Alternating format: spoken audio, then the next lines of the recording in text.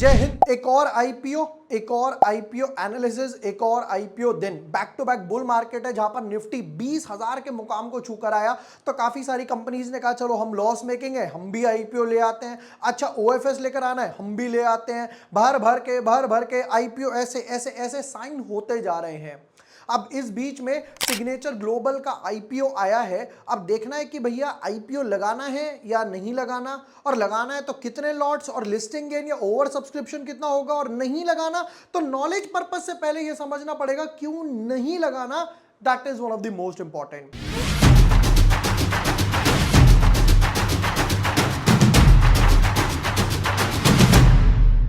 Hi everyone, my name is Vibhor Vashne. I am a SEBI registered research analyst. एक और IPO आया है signature global का। Without wasting time जल्दी से एनालिसिस कर लेते हैं अपनी स्क्रीन पे। नॉलेज पर्पस से बहुत कुछ समझने को मिलेगा और फाइनल वर्डिक्ट भी जल्दी से मिल जाएगा। But yes, before moving ahead, अगर अभी तक आपने चैनल सब्सक्राइब नहीं किया है या न्यू यूजर हो, subscribe the channel, press the bell icon. जैसे ही मैं यहाँ पर कोई भी वीडियो डालूंगा, जैसे टेक्नो फंड एनालिसिस हो गए, आईपीओ हो गया, स्ट्रैटेजीज वगैरह हो गए, जैसे हमारे काफी सारे गेस्ट वगैरह आते हैं वो यहाँ पर स्ट्रैटेजी सिखाते हैं। नीति ने स्टेज एनालिसिस वगैरह सिखाए थे, फिर उसके बाद दीपक ने ऑप्शन ट्रेडिंग वगैरह के ऊपर सिखाया था। तो वो यहाँ पे ना सारा कुछ ऑन द बोर्ड एक बारी में मिल जाएगा। अगर रीसेंट आईपीओ की लिस्टिंग की बात करी जाए, जो लिस्ट इस टाइम चल रही है, तो यहाँ पे आरआर काबेल, इसका वीडियो ऑलरेडी डाल दिया। सामी होटल्स, इसका वीडियो ऑलरेडी डाल दिया। जैगल शॉर्ट डाल दिया। यात्रा शॉर्ट डाल दिया। तो अब बारी आती है इसकी, that is signature global limited की। अब एक और बढ़िया सी चीज क्या है, जरा वो भी देखना। ब्रैकेट देखना क्या फॉल कर रहा है।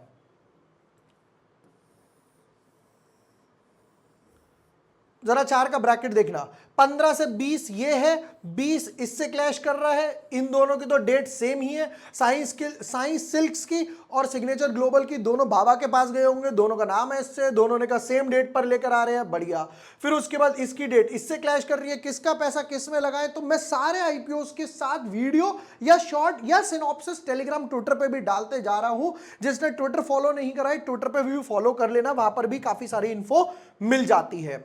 आते हैं सिग्नेचर ग्लोबल पे, देखते हैं इसमें डेप्थ में हमारे पास क्या क्या है। सिग्नेचर ग्लोबल, अच्छा अब इन्होंने एक चीज और चित्तौड़गढ़ वालों ने क्या करी है, ये नीचे की तरफ लेकर गए हैं। जो मेन कंपनी का हमारा बिजनेस मॉडल देखने का हमारा फंडा होता है वो अब थोड़ा सा नीचे आ गया है। तो जरा पहले कंपनी के बारे में पढ़ लेते हैं। इनकॉर्पोरेटेड इन 2000, यानी कि 23 साल पुरानी कंपनी है। Limited is a real estate development company, ठीक है, घर वगैरह बनाती है, मकान वगैरह। The company operates in NCR region, focused on offering affordable and mid segment house in terms of units supplied. मतलब कहने का यह है कि वो नहीं कि हाई एंड वगैरह घर बनाने हैं, 5 करोड़ वाला, 10 करोड़ वाला नहीं, अफोर्डेबल, जो कि लोग अफोर्ड कर सके, यानी कि 10 लाख, 20 लाख, 30, 50 उस रेंज से शुरू करते हैं और मिड सेगमेंट वगैरह तक जाते हैं। नेक्स्ट पर आते हैं। नेक्स्ट लाइन क्या बोलती है, Signature Global started its operations with the solar project on 6.3 acres of land in Gurugram, Haryana, has grown tremendously. The company has sold more than 27,000 out of 28,000 residential and commercial units. बढ़िया बात है। all located within Delhi NCR. अब यहाँ पर एक catch क्या है वो समझते हैं। सारा का सारा काम जो है वो दिल्ली एनसीआर की तरफ है, साउथ की तरफ नहीं है, ईस्ट की तरफ नहीं है, वेस्ट, गुजरात, महाराष्ट्र, ये वो नहीं है। एनसीआर, दिल्ली एनसीआर, नोएडा, गाजियाबाद, गुड़गांव आ गया, दिल्ली आ गया, राइट, फरीदाबाद तक आ गया। उस तरफ ही एक ही सर्कल में इनकी गाड़ी घूम रही है। उससे बाहर निकलो तो अपना सेल्स का दायरा बढ़ाओ in terms of sales growth वगैरह वगैरह। They obtained a CAGR of 42% from this, ये वो वगैरह, ये वो सब कुछ इन्होंने यहां पर लिख दिया। चलो बिजनेस मॉडल। अब बिजनेस मॉडल की बात करी जाए तो जो चीज मुझे पसंद नहीं आई, अगर इंडिया के मैप की बात करी जाए तो मान लेते यहां से यहां तक में ये सिर्फ इधर, ये यहीं पर फोकस कर रहे हैं, इधर नॉर्थ, साउथ, ईस्ट, वेस्ट वगैरह की तरफ नहीं जा रहे, सिर्फ एक सेंटर में घूम रहे हैं, जो कि प्रॉब्लमैटिक थिंग है, डेफिनेटली है। क्यों, अगर कल यहां पर मान लेते हैं कुछ भी क्राइसिस वगैरह आते हैं, बारिश हो जाती है, तो उस टाइम तक के लिए सेल्स ब्लॉक हो गई, प्रोडक्शन बोलूं यहां पर यार बना ही नहीं पाएंगे एसेट्स वगैरह, गवर्नमेंट चेंज हो जाता है, कुछ भी, तो यहां पे एक प्रॉब्लम रहती है अगर आप एक ही जगह पर काम करते हो। ठीक है, नेक्स्ट पार्ट पर आ जाते हैं और हमारे पास पहले कुछ इंपॉर्टेंट डेट्स देख लेते हैं, जो कि हम लोगों ने ऑलरेडी देख लिया। कहीं ना कहीं डेट्स वगैरह क्लैश हो रही हैं। देखते क्या क्या आ रही है। आईपीओ ओपन होगा 20 सितंबर को, वेडनेसडे को, 22 तारीख तक यानी 3 दिन तक आईपीओ रहेगा। अलॉटमेंट्स वगैरह आएगा 27 तारीख को, उससे पहले भी आ सकता है। अब काफी सारी कंपनीज ने जैसे आरआर काबिल ने भी T+3 सेगमेंट वगैरह फॉलो करना शुरू कर दिया। इनिशियल ऑफ रिफंड आएंगे 29 तारीख को, फिर उसके बाद शेयर्स 3 तारीख को, और लिस्टिंग डेट 4 अक्टूबर को यहां पर होगा। इनफैक्ट उससे पहले भी हो सकता है, मैक्सिमम टू मैक्सिमम कह रहे भैया हम 4 तारीख तक लिस्टिंग करा देंगे। ठीक है, नेक्स्ट पार्ट पर आते हैं कुछ इंपॉर्टेंट डेट्स के बाद। अब देख लेते हैं कि इन्होंने वैल्यूएशंस वगैरह क्या डाला है। तो आईपीओ की डेट तो हम लोगों ने ऑलरेडी देख ली, लिस्टिंग 4 अक्टूबर, ये यहां डाल देता हूं। अब यहां पर एक बार फेस वैल्यू देख लेते हैं। फेस वैल्यू रखा है 1। ये एक सबसे बड़ा प्रॉब्लमैटिक थिंग क्यों है, क्योंकि फेस वैल्यू 10, 5, 2, 1 हो सकता है, बट यहां पर क्वेश्चन क्या आता है, फेस वैल्यू से सिर्फ एक चीज है, वो है लिक्विडिटी। पेटीएम में क्या हुआ, 1 रुपए की फेस वैल्यू पर लेकर आए। पहले पेटीएम का जो शेयर ट्रेड कर रहा था, वो ट्रेड कर रहा था कहीं ऑफ ग्रे मार्केट की बात कर रहा हूं, not grey market, I should say unlisted market में, कहीं 18,000 रुपए के आसपास। डिवाइडेड बाय 10 कर दिया, नंबर ऑफ शेयर्स बढ़ गए, प्राइस कम हो गया। सेम चीज यहां पर है, फेस वैल्यू अगर 10 होती तो डेफिनेटली प्राइस बढ़ जाता और नंबर ऑफ शेयर्स कम हो जाते।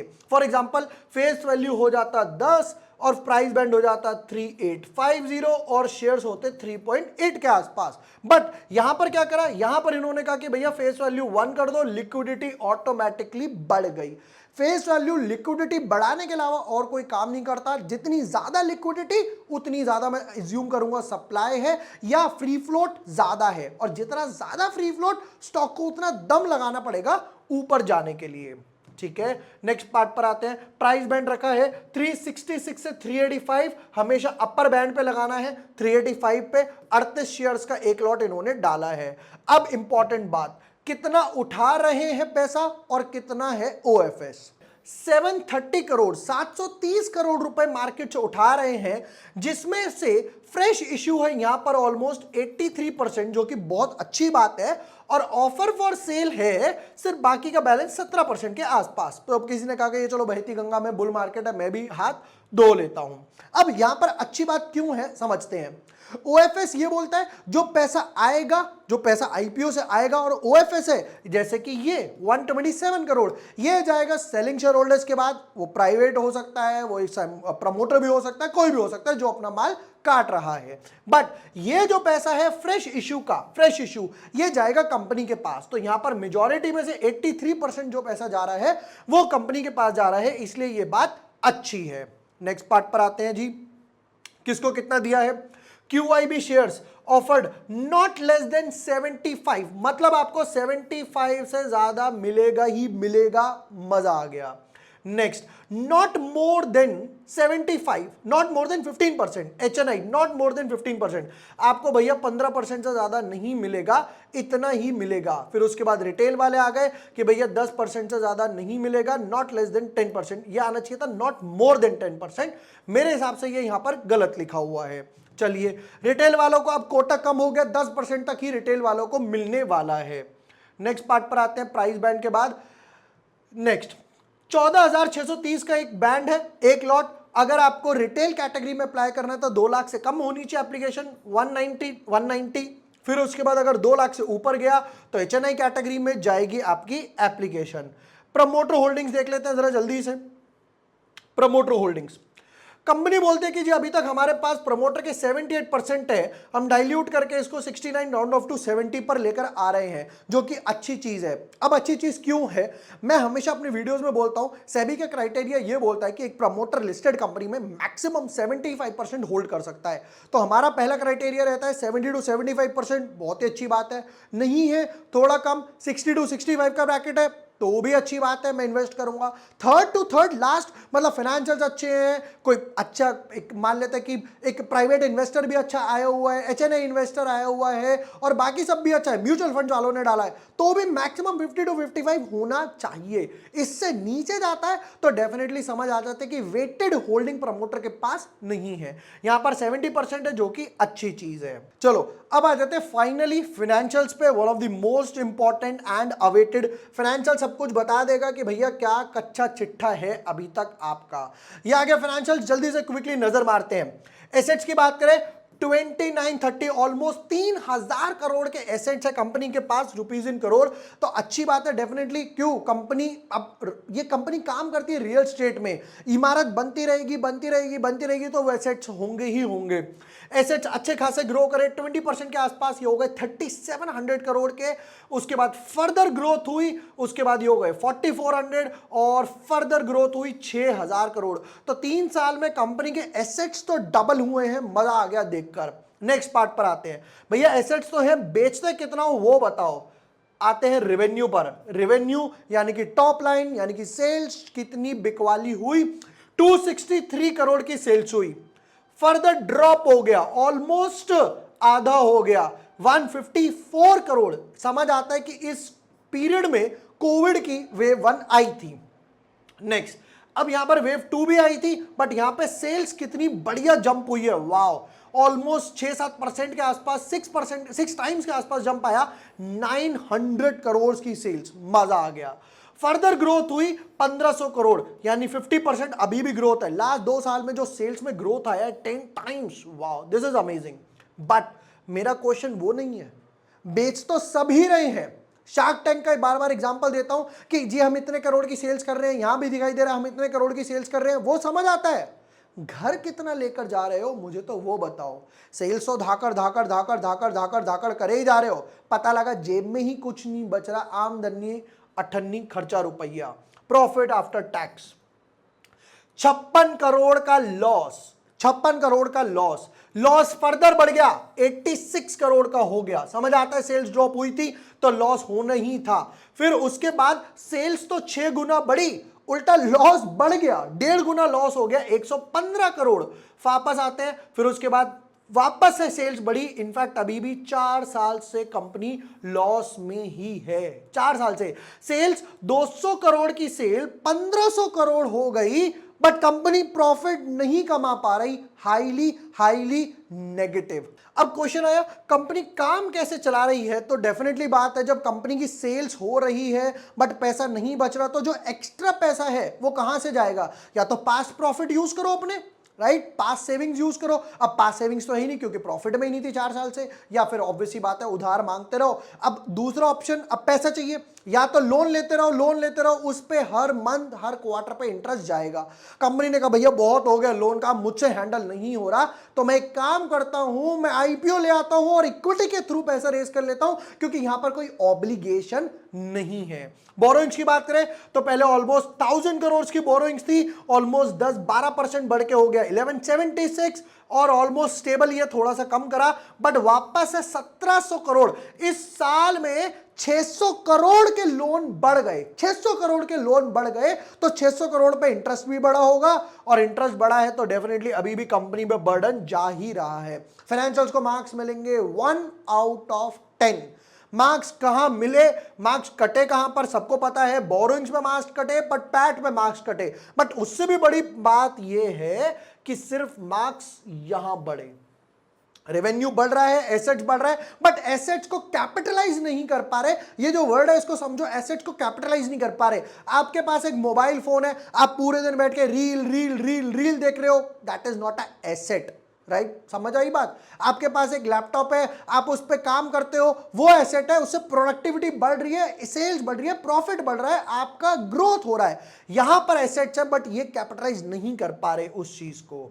नेक्स्ट पार्ट पर आते हैं जी, ऑब्जेक्टिव क्या है वो भी देख लेते हैं कि भैया जो हमसे पैसा उठा रहे हो वो कहां यूज करोगे। कंपनी बोलती है कहां यूज करेंगे, रीपेमेंट और प्रीपेमेंट इन फुल, और बोरिंग, कंपनी ने जो बोरिंग्स वगैरह ले रखी है वहां पे कम करेंगे। 600 करोड़ जो उठा रहे हैं, हो सकता है 600 करोड़ से 300-400 करोड़ का तो लोन कम कर दे।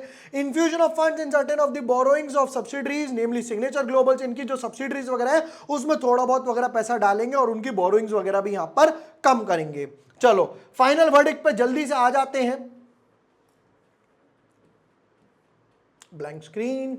अब नंबर 1, एक प्रॉब्लम क्या आने वाली है, आईपीओ टकरा रहा है। आईपीओ किस किस से टकरा रहा है यहां पर जल्दी से देख लेते हैं। ये पैसा भी जो 14 से 18 के लिए जैगल में ब्लॉक होगा, अगर होता है, और उससे भी बड़ी बात सामी में भी जो ब्लॉक होगा, सामी का भी जो पैसा होगा वो यहां पर सिग्नेचर के लिए यूजफुल नहीं होगा। फिर उसके बाद जैगल का जो पैसा होगा वो इसके लिए यूजफुल नहीं होगा अगर अनलेस एंड अनटिल ये T+3 फॉलो करते हैं।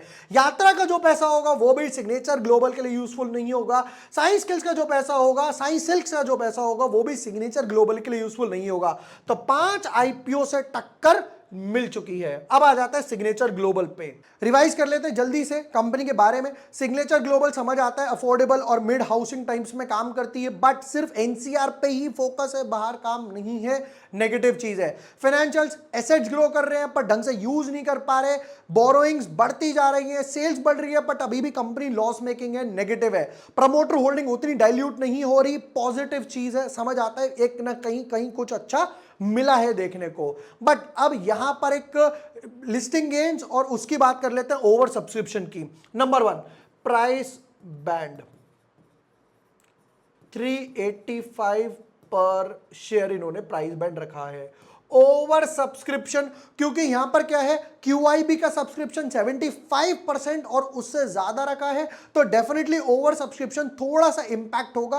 प्लस क्योंकि पांच आईपीओ से टकरा रहा है, तो मैं यहां पर जो ओवर सब्सक्रिप्शन देख रहा हूं वो समवट अराउंड 15 टू 20 टाइम्स के आसपास देख रहा हूं। 15 टू 20 टाइम्स के आसपास ओवर सब्सक्रिप्शन है। अब आ जाते हैं लिस्टिंग गेन के ऊपर, one of the most important. Listing gain table पर कुछ ज्यादा नहीं है, सेफ ट्रेडर हो अवॉइड करो, और भी आईपीओ है उन पे फोकस करेंगे, सेकेंडरी मार्केट में भी देखा जा सकता है। मैं क्योंकि फाइनेंशियल लॉस मेकिंग है, बोरोइंग्स बढ़ती जा रही हैं, और सबसे बड़ी बात सेंट्रिक फोकस है, एक स्टेट एक एरिया पे ही फोकस्ड है, रीजनल फोकस है, इसलिए मैं थोड़ा सा इससे दूर रहूंगा। कभी देखा मैं आईपीओ वीडियोस में क्या बोलता हूं कि भैया इसके मैन्युफैक्चरिंग यूनिट यहां पर है, इसके मैन्युफैक्चरिंग यूनिट यहां पर है, जैसे कहते हैं काफी फैला हुआ बिजनेस है, बट यहां पर नहीं है, यहां पर एक ही सेंटर ओरिएंटेड समझ आ रहा है। इस वजह से safe traders definitely avoid. Maximum to maximum जो लिस्टिंग गेन यहां दिखाई दे रहे हैं वो 8 से 12% के आसपास लिस्टिंग गेन दिखाई दे रहे हैं, कुछ हाई लिस्टिंग गेन नहीं है, इनफैक्ट हो सकता है इससे नीचे भी चले जाए। मैं सेफ ट्रेडर को अगेन बोलूंगा अप्लाई मत करो। मल्टीपल फंड्स है, फंड्स अच्छे खासे हैं और मल्टीपल आईपीओज में अप्लाई करना है तो एक आधे लॉट में ही अप्लाई करो, थोड़ा सा दूर रहने की मेरी सलाह रहेगी। सिग्नेचर ग्लोबल आईपीओ के डिटेल्ड एनालिसिस थे, और भी वीडियोस आने वाले हैं, शॉर्ट्स आने वाले हैं। वीडियो पसंद आया हो share with your friends, like and subscribe. Thank you for watching the video, lots of love.